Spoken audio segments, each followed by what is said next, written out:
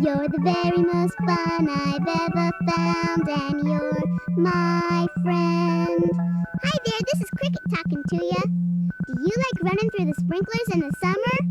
Do you like walking through mud puddles in the spring? How about jumping in those big piles of leaves in the fall? Or sledding down a hill in the wintertime? I love to do all those things, because I love to play outdoors all year long. Summer, fall, winter, and spring. Those are the seasons of the year, and there are different things to do outdoors in each one of them. Hey, I know a song about the seasons, and I'll sing it to you now. Summer, fall, winter, spring, let's play out of doors, I sing. For what fun the seasons bring.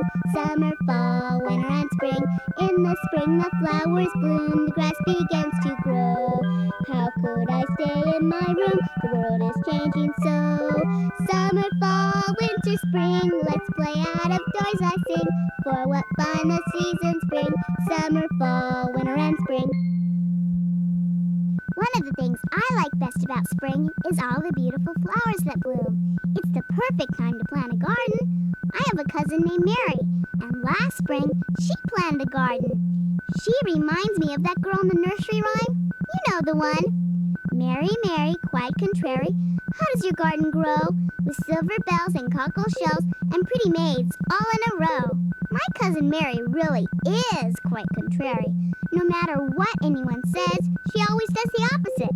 For instance, one day I went to visit Mary and see her flower garden. All the flowers were still just little sprouts, but they looked kind of droopy, like they needed some water. So I said, "Gee, Mary, let's go water your garden. It would be fun." "No," said Mary, "I don't want to water my garden. It wouldn't be fun." That was Mary.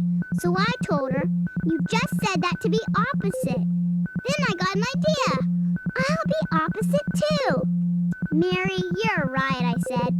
"Watering your garden wouldn't be any fun at all. Let's not."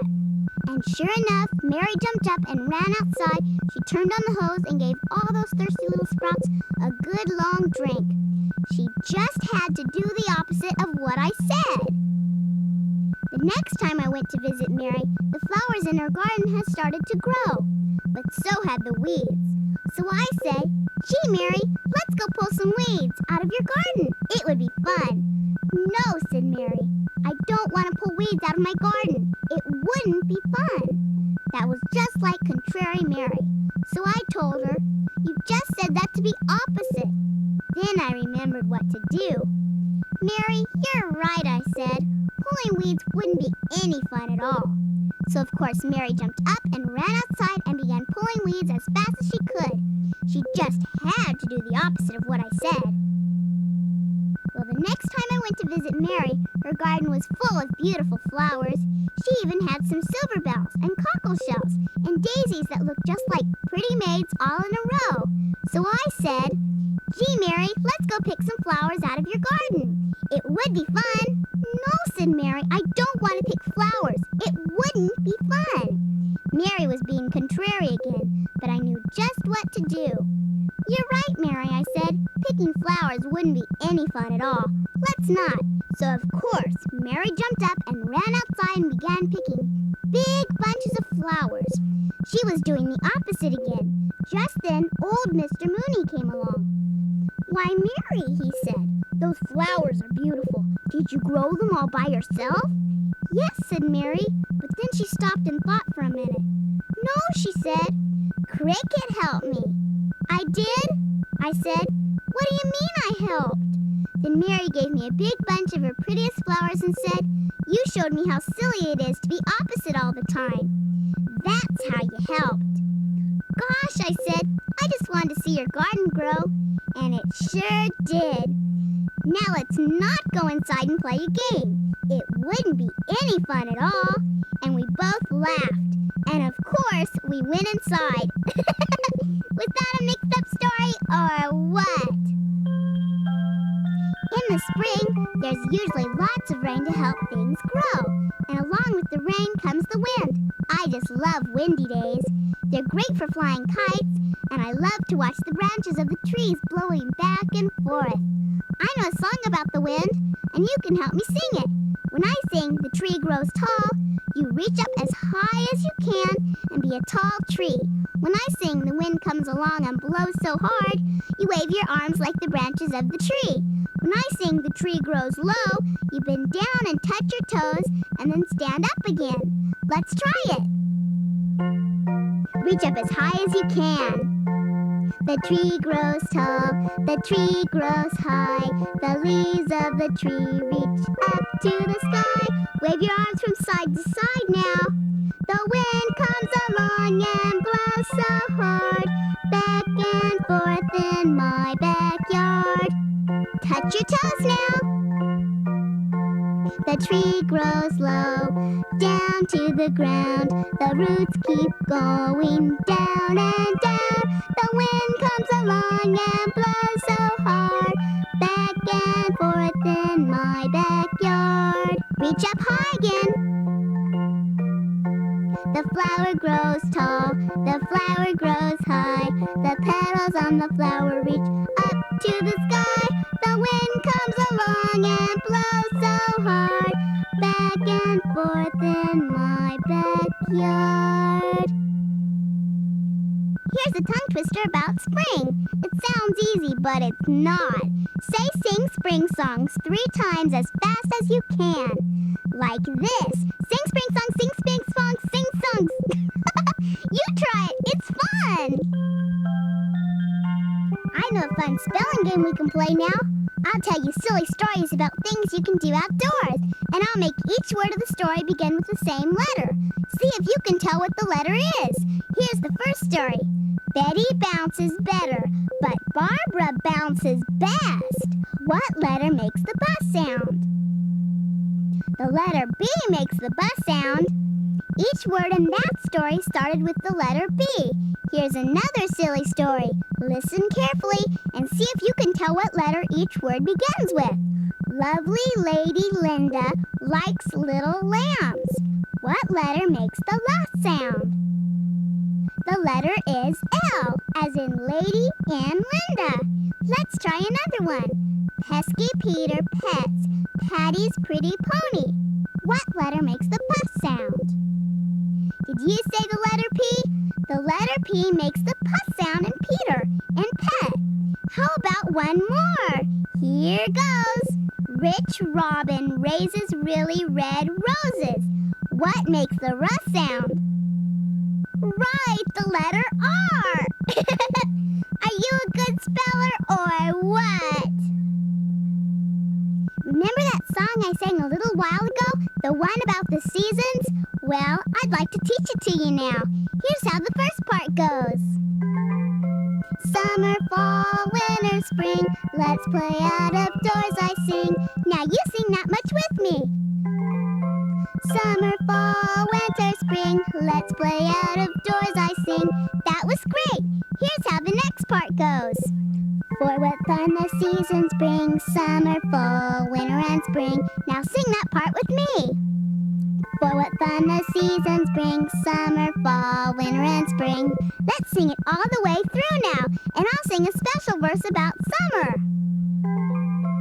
Summer, fall, winter, spring, let's play out of doors, I sing. For what fun the seasons bring, summer, fall, winter, and spring. When the summer sun is hot and bright as it can get, I play in the hose a lot, it's cold and fun and wet. Summer, fall, winter, spring, let's play out of doors, I sing. For what fun the seasons bring, summer, fall, winter, and spring.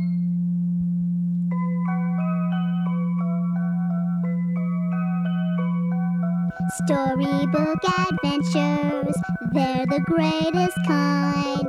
There's no end to all the fun you'll find. You can have adventures and still be safe at home with a storybook adventure of your own. This is a story about a clumsy duckling I met one day last summer. Every morning, I'd go to the park and play, and then I'd have a picnic. And after lunch, I'd go over to the duck pond and feed my leftovers to the ducks. There were always lots of them, mama ducks and papa ducks and cute little ducklings, and there were all kinds too, white ducks and brown ducks and ducks that were green and blue. They all swam and played together at the big end of the pond. But one day down at the little end, I saw a funny-looking duckling swimming all alone. So I decided to go over and introduce myself. "Hello," I said. "My name is Cricket. What's yours?" "My name is Daryl," said the duckling. "Pleased to meet ya," I said to Daryl. "But how come you're down here all alone?" "'Cause I'm clumsy," said Daryl. "What do you mean clumsy?" I said. "I'm always splashing the other ducklings," said Daryl, "and dunking them too. The big ducks don't like it when I'm so clumsy. They say it's not how ducks are supposed to swim." "Now you listen to me," I said to Daryl. "Don't you worry about what those big ducks say. You go right down there and just be yourself." "Okay," said Daryl. "I'll give it a try." So Daryl went down to the big end of the pond and began swimming with all the other ducklings. "Here comes Daryl," said one of the mama ducks. "Just look at the mess he's making. That's not the way a duck's supposed to swim." But Daryl said, "I'm just going to be myself." And he swam and he splashed till pretty soon he had a whole bunch of other ducklings splashing along with him. Then Daryl swam back to the little end of the pond again. "See, Daryl," I said, "that wasn't so bad." "You're right," said Daryl, "but it's still not the way a duck's supposed to be." "And Cricket, there's something else." "You mean there's more?" I said. "I'm afraid so," said Daryl. "You know how the other ducks go quack, quack?" "Sure," I said, "ducks always go quack, quack." "I don't," said Daryl. "I go quonk, quonk." "Quonk, quonk," I said. "See," said Daryl, "even sounds bad when you say it. And the big ducks don't like it at all. They say it's not how ducks are supposed to sound." "Now you listen to me," I said to Daryl. "Don't you worry about what those big ducks say. You go right down there and just be yourself." "Okay," said Daryl. "I'll give it a try." So Daryl went down to the big end of the pond and began quack quacking with all the other ducklings. Only Daryl said quonk quonk. "Here comes Daryl," said one of the papa ducks. "Just listen to the racket he's making. That's not the way a duck's supposed to sound." But Daryl said, "I'm just going to be myself." And he splashed and he quonked till pretty soon he had a whole bunch of other ducklings quonking along with him. Then Daryl swam back to the little end of the pond again. "So, Daryl," I said, "how did it go this time?" "Pretty good," said Daryl, "but it's still not the way a duck's supposed to be." Then in the middle of the summer, I went away on vacation. But the first morning I got home, I headed straight for the park to look for Daryl. There were lots of ducks at the big end of the pond, mama ducks and papa ducks and ducklings too. But no Daryl. So I went down to the little end, and I looked, but no Daryl. Where could he be? I said to myself. I was only gone 2 weeks. And then all of a sudden, the most beautiful swan came swimming towards me. And he didn't make a sound. He just glided across the water as smooth as could be. "Hello, Cricket," said the swan. "Don't you recognize me?" Golly gee, was I surprised or what? It was Daryl! "But Daryl," I said, "I thought you were a duck." "So did I," said Daryl, "and so did all the other ducks." "Well, now that you're a swan," I said, "I bet you're not clumsy anymore." "Nope," said Daryl, "and I bet you don't go quonk quonk anymore," I said. "Well, actually," said Daryl, "now I kind of go screech." And then Daryl laughed and said, "But I'm just being myself. That's how a swan's supposed to sound."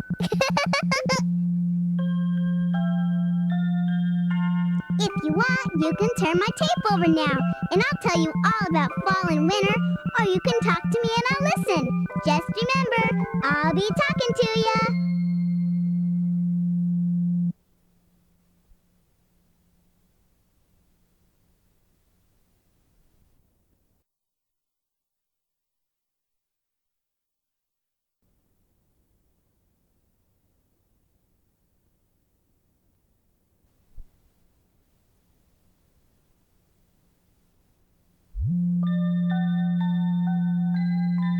I just love fall. I love it because that's when Halloween and Thanksgiving are. And I love it because the days get chilly and I get to wear my favorite sweater. And I love it because the leaves turn bright colors and then the wind comes and blows them off the trees. In the fall, the leaves turn gold and red and orange and brown.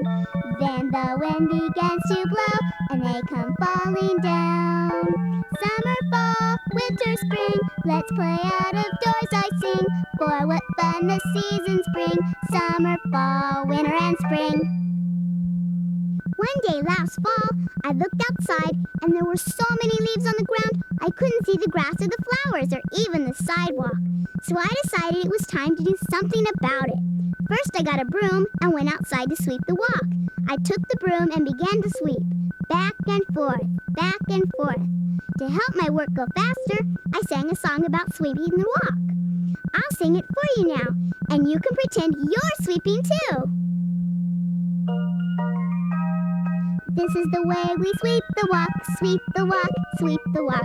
This is the way we sweep the walk on a cold and frosty morning. Just as I finished sweeping, my friend Laura came by. "Cricket, is it time yet?" she said. "No," I said, "not yet." So Laura went back to her house. Then I went to the garage and got the rake, and I began to rake the leaves on the ground. Reach with the rake and pull back. Reach with the rake and pull back. To help my work go faster, I sang a song about raking the yard. I'll sing it for you now, and you can pretend you're raking too. This is the way we rake the yard, rake the yard, rake the yard. This is the way we rake the yard on a cold and frosty morning. Just as I finished raking, my friend Jay came by. "Cricket, is it time yet?" he said. "No," I said, "not yet." So Jay went back to his house. Then I began to gather all the leaves into one big pile. I picked up a big armful of leaves and piled them up. Then I picked up another big armful and piled them up. To help my work go faster, I sang a song about piling up leaves. I'll sing it for you now, and you can pretend you're piling leaves too. This is the way we pile the leaves, pile the leaves, pile the leaves. This is the way we pile the leaves on a cold and frosty morning. I worked until I had a huge, crispy, crunchy, colorful pile of leaves. Then I went out to the sidewalk and shouted as loud as I could, "It's time now!" Then Laura and Jay and all the neighborhood kids came running out of their houses and down the sidewalk into my yard. And then we all jumped right into the middle of the big pile of leaves. I just love fall. Do we know how to have a terrific time or what? In the fall, the birds know that winter will be coming soon, so they fly south, where the weather stays warm. Here's a song about 5 little geese who flew south.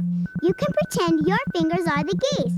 Put 5 fingers up in the air, and when I sing "One flew south," you put one of your fingers down. Here we go.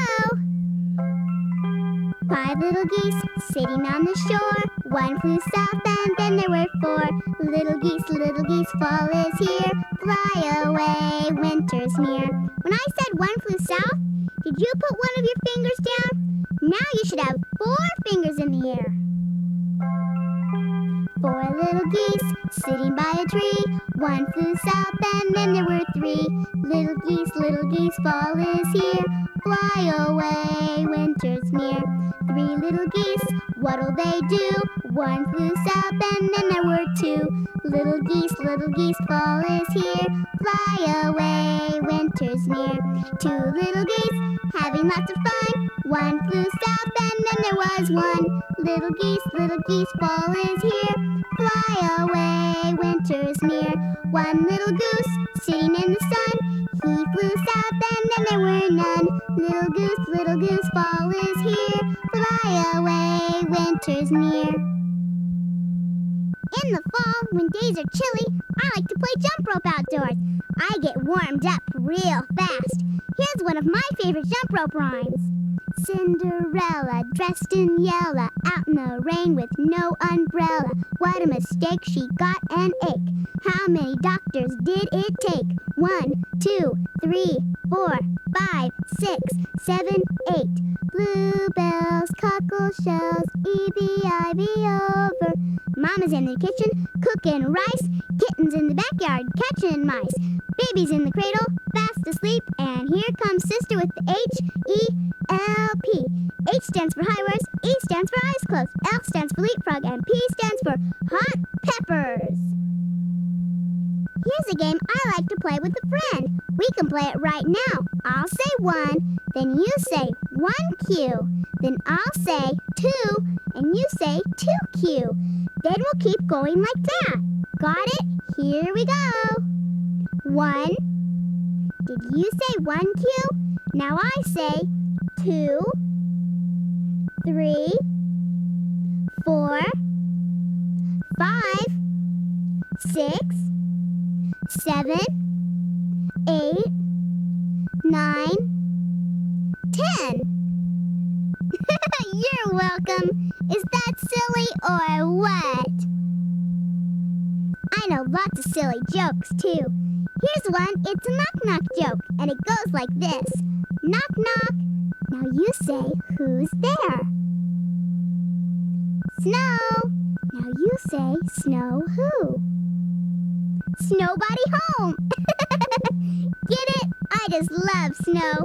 Don't you? It's my favorite part of winter. Remember the song I taught you about the seasons? Well, why don't you sing it with me again? And I'll sing a special verse about winter. Here we go. Summer, fall, winter, spring, let's play out of doors, I sing. For what fun the seasons bring, summer, fall, winter, and spring. When the winter snow so white is laying on the ground, I find a hill that looks just right, and I go sledding down. Summer, fall, winter, spring, let's play out of doors, I sing. For what fun the seasons bring, summer, fall, winter, and spring. One of the things I like to do in winter is curl up in front of the fire and listen to a good story. I've got one for you now. Are you all comfy and cozy? Here goes. Once upon a time in a far-off land, a beautiful little princess was born. She was called Snow White because she had skin as white as snow and lips as red as a holly berry. As the years passed, Snow White grew into a beautiful little girl and then an even more beautiful young woman. One day, the news of Snow White's beauty reached the queen of the kingdom next door. Now, the one thing this queen wanted more than anything else was to be the fairest in the land. Every day, she looked at herself in a magic mirror, and every day she asked it, "Mirror, mirror on the wall, who is the fairest of them all?" And every day it answered, "You are, O queen." But one day, when the queen asked her mirror, "Who is the fairest of them all?" what do you think it said? You guessed it! Snow White! Snow White! Screamed the queen, and she was so angry that right that very minute she thought up a wicked plan. She'd invite Snow White for dinner, but would secretly give her the wrong directions to the palace. "That way," said the queen to her magic mirror, "Snow White will get lost forever in the forest. Then once again I shall be the fairest in the land." So Snow White followed the queen's directions and soon got hopelessly lost. As she searched and searched for her way out of the forest, it grew darker and darker. "I'll never get to the queen's palace in time for dinner," said Snow White. "And where will I ever sleep tonight?" Then all of a sudden, Snow White came upon a little cabin hidden in the woods. "Hello," she called, but no one was home. Well, by this time, Snow White was hungry and sleepy, so she went inside the cabin anyway. And picture this! There were 7 little chairs around a little table set with 7 little plates of food. Snow White was so hungry, she took a bite to eat from each of the 7 little plates. And after she'd eaten, she was so sleepy, she looked for a place to lie down. And picture this! In the bedroom, there were 7 little beds. Snow White lay down in each of the beds, but couldn't get comfortable in any of them. Finally, she lay down in the last little bed, and she was so tired she fell fast asleep. And just at that very moment, the 7 little dwarfs came home. "Someone has been eating from my plate," said the first little dwarf, and then so did all the rest. "Someone has been sleeping in my bed," said the first little dwarf, and then so did all the rest. Except for the the last little dwarf who said, "Someone is sleeping in my bed." This woke Snow White up, and she said to the 7 little dwarfs, "Good evening, kind sirs. My name is Snow White. Please tell me the way to your queen's castle, for I am very late for dinner." When the dwarfs heard this, they all looked afraid. "No, Snow White, you must not go there," they said. "Our queen is a most wicked queen, and she will surely do you harm." "But then what shall I do?" said Snow White. "Stay here with us for a while," said the dwarfs. "When our work is all over, we will take you safely home." So Snow White stayed with the 7 little dwarfs and cooked and kept house. And every night when they came home from work, the dwarfs would tell her funny stories, and she would sing to them. And every morning when they went away, the dwarfs would warn her to beware of the wicked queen. And Snow White would say, "Don't worry, guys."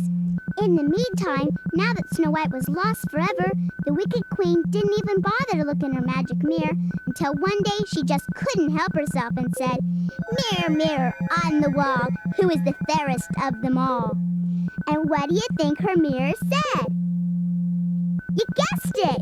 Snow White! "Snow White!" screamed the queen. "But she is lost forever!" "Not anymore," said the magic mirror. "Go into the forest and see for yourself." So the wicked queen decided to do just that. But first she disguised herself as an old lady, and then she prepared a magical apple. "As soon as Snow White takes a bite of this apple," said the old lady, "she will fall down into a deep sleep. Then once again, I shall be the fairest of them all." When the wicked queen came to the cabin in the woods, the 7 little dwarfs were away at work. So she knocked on the door and said, "Apples for sale, sweet red juicy apples for sale." Snow White looked out the window and saw a little old lady. But because the dwarfs had warned her, she knew it was probably the queen in disguise. So Snow White bought an apple from the queen, but only pretended to eat it, and only pretended to fall down in a deep sleep. "Aha!" said the queen. "My apple has done its work. We'll see what the magic mirror has to say now." Then the queen went straight back to her palace, but didn't realize that Snow White was following her all the way. As soon as she got home, the queen said to her mirror, "Mirror, mirror on the wall, who is the fairest of them all?" But before the mirror could answer, Snow White burst into the room. She threw the magical apple at the mirror and broke it into 1,000,000 pieces. "Oh no!" cried the wicked queen. "Now I shall never know if I'm the fairest of them all." For without her magic mirror, the wicked queen had no magical powers left at all. Then the queen ran crying out of the palace and was never heard from again. Then the 7 dwarfs asked Snow White to be their queen, and she agreed. What a wise, kind, and beautiful queen she was, and she never needed a magic mirror to tell her she was the fairest of them all, because the 7 little dwarfs came to live with her in the palace, and they told her all the time. And did they live happily ever after, or what? You're the very most fun I've ever found, and you're my friend. You're especially nice to be around, and you're my friend. I'm so happy I've got a pal to tell my feelings to. No one else means more to me than you. I'll tell you stories and I'll make you laugh, 'cause you're my friend. When we share, you can always have the biggest laugh, 'cause you're my friend. Some folks think I act like a nut. I just wanna say, are you great or what? What a playmate you've been. Thanks for being my friend. You can turn my tape over now, or make up some outdoor games of your own. You know, I'm so glad you're my friend. And whatever you do, just remember, I'll be talking to ya.